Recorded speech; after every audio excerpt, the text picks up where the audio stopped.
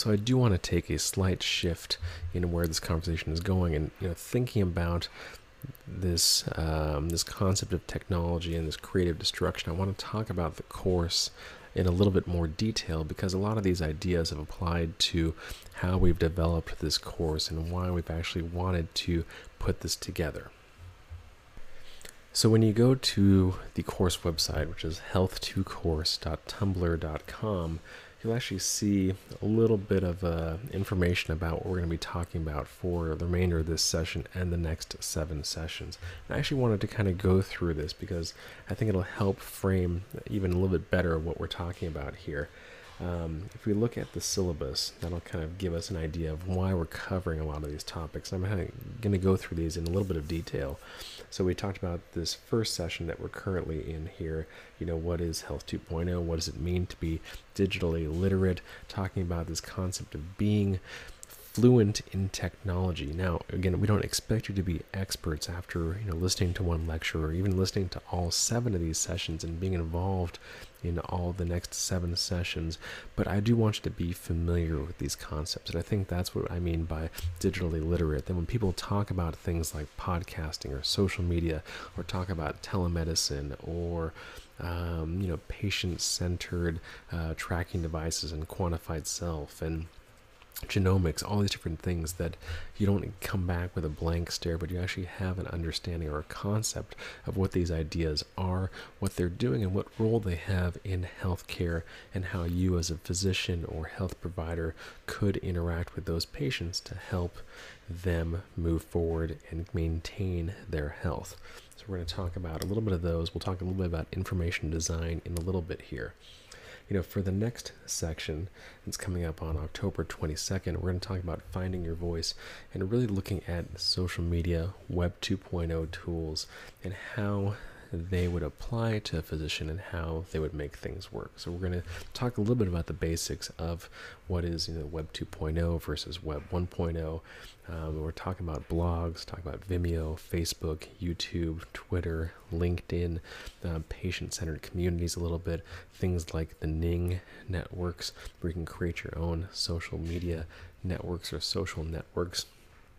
In addition to going through some of just the logistics of how to set up accounts and how to use these sites and learn what hashtags are and friending and likes, we're going to talk a little about the research that's out there on them.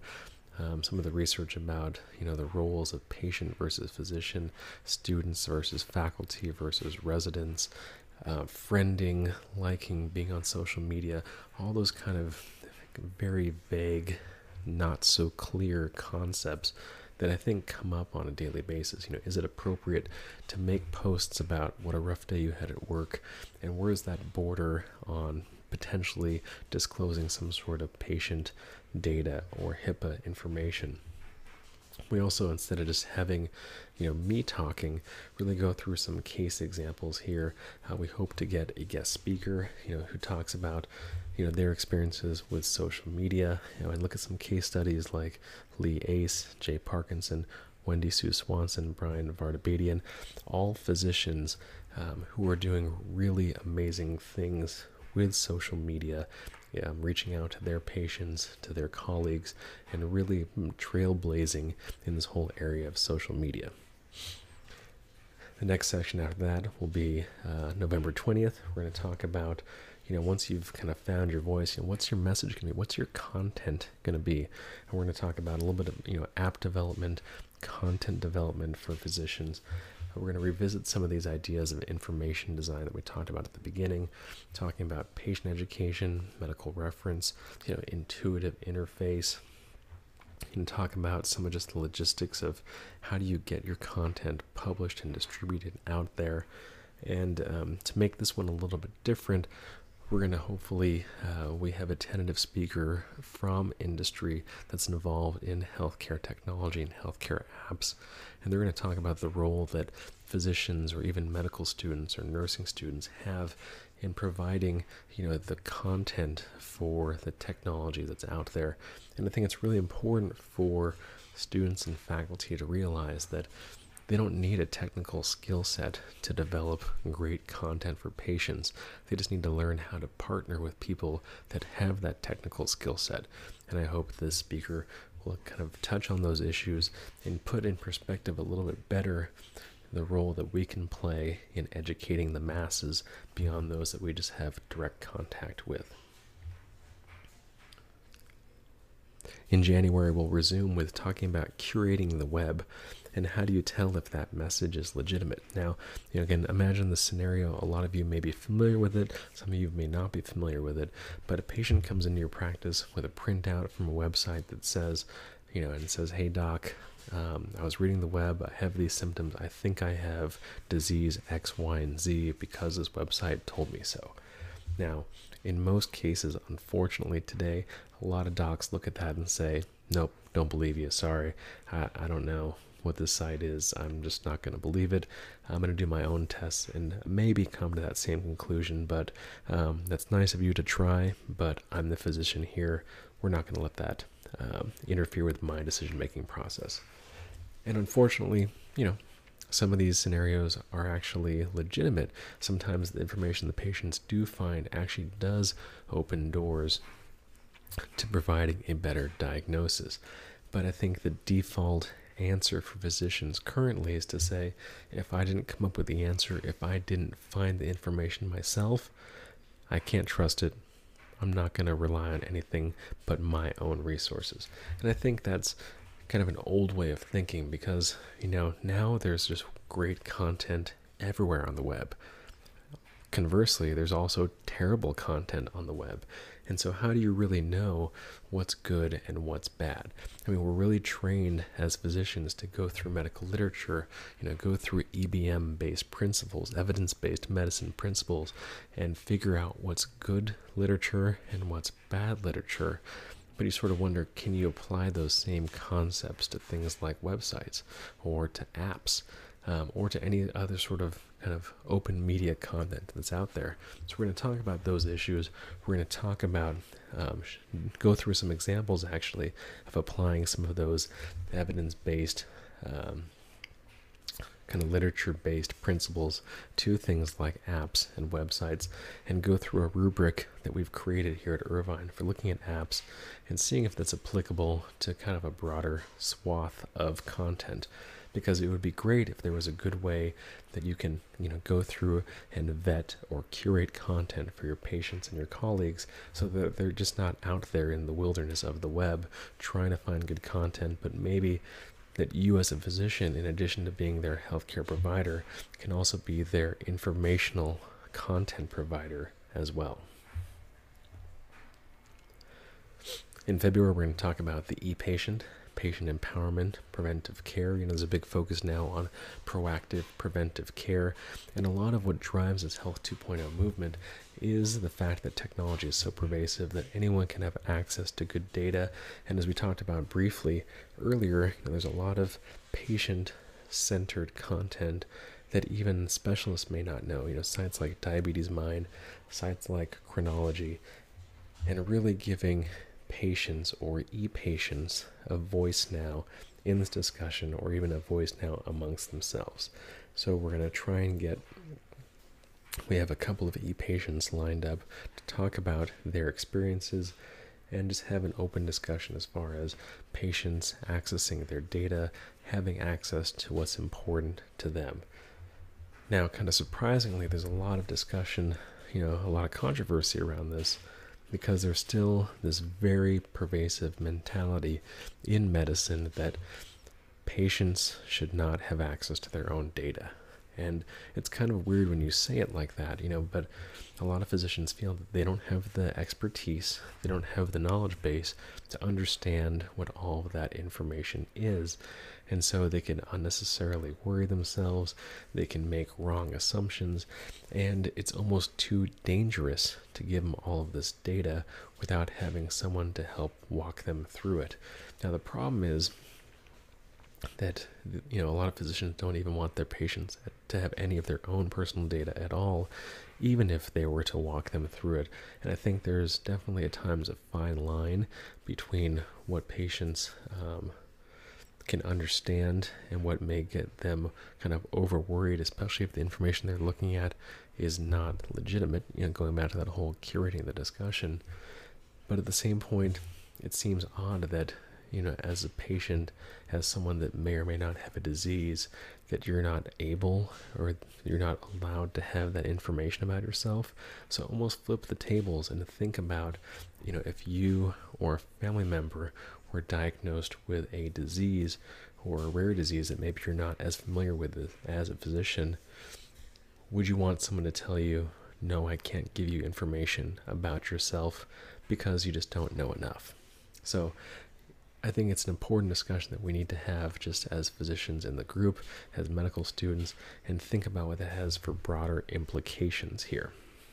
And so in March, that kind of segues to the next area of patient care, looking at technology at the bedside for our patients. And a lot of this is going to focus on that balance between patient and institutional concerns regarding patient data, talking about, personalized health records, PHRs versus EHRs, electronic medical record for an institution. Talk a little bit about Google Health, Microsoft Vault, how those played in. Talk a little bit about HIPAA, privacy concerns, and talk about just other things. When you bring technology to the bedside, why is there this overwhelming concern about infection control practices for things like iPads, whereas things like stethoscopes and pagers are exempt from a lot of those policies?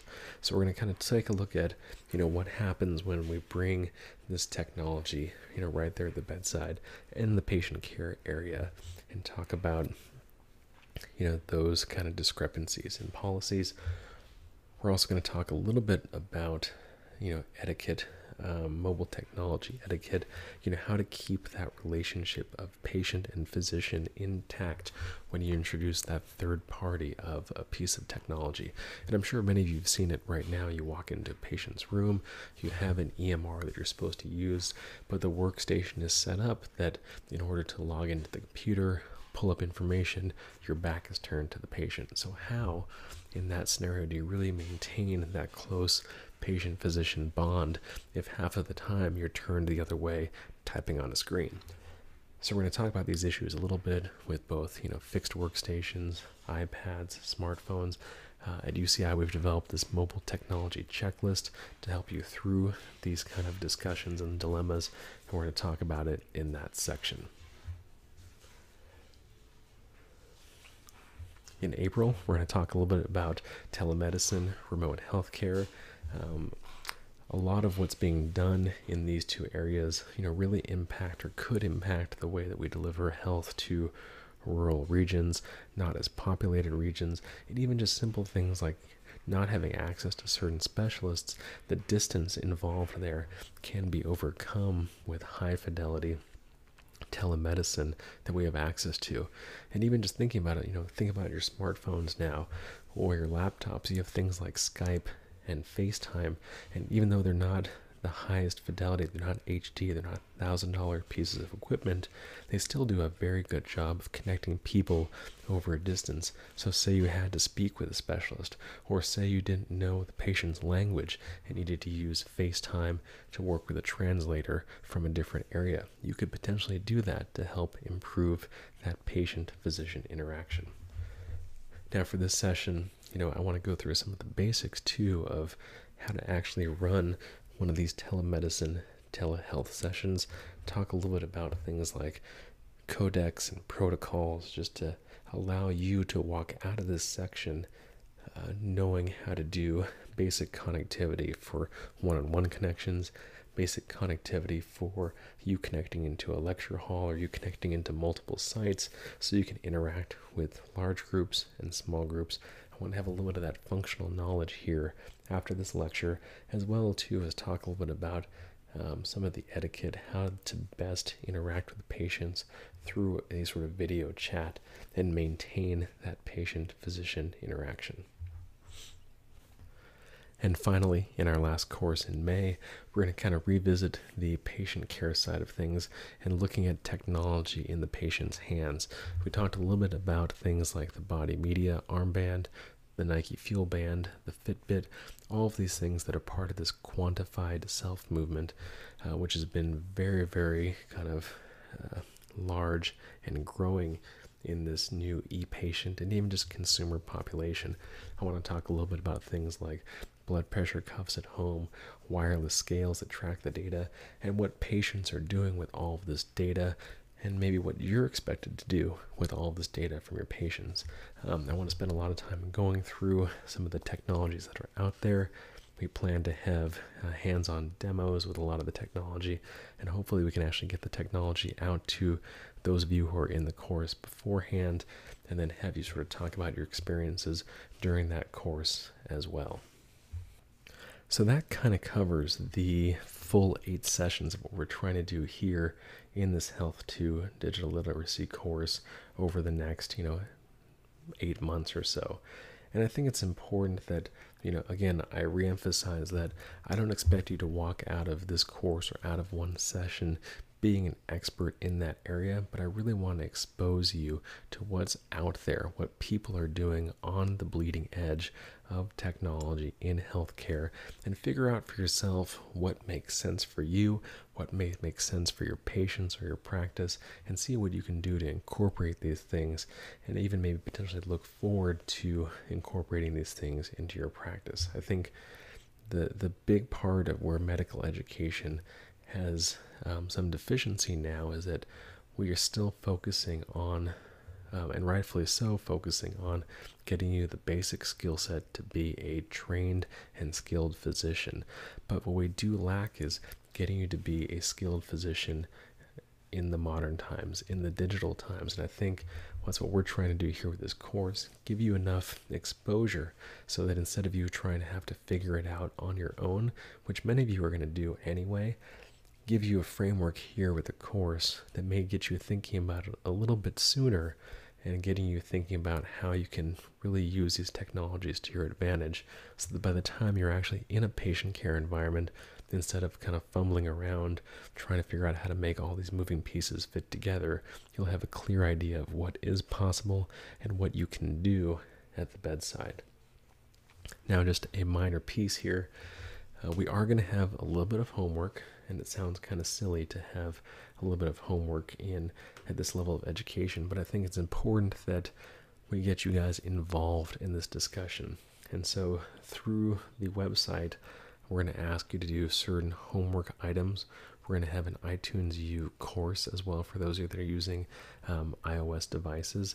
But little things like having, when we talk about infographics here in a little bit, having you find some great infographics and share them with the class. When we talk about social media, we're going to have you guys create a blog and do posts there. When we talk about things like telemedicine, telehealth, we want you to talk about, maybe do a couple article searches and come back, be prepared to talk about interesting ways that these ideas can impact your personal health care. So I want this to really be interactive. I want people to share their ideas and their thoughts. And I guess most importantly, I want you to share your thoughts of where you think this is way off the mark. If you think that these are the areas that, it seems too advanced, that it seems too out there for students to think about, I want to have those discussions because those are equally as important as well, because you're not the only one that has these ideas.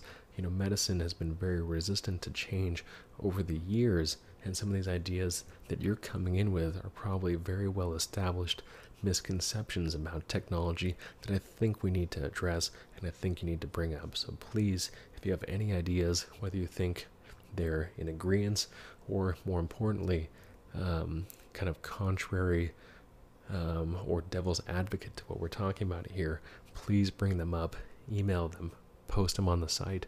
I want to get this discussion going because that's the part that makes this really enjoyable and really exciting.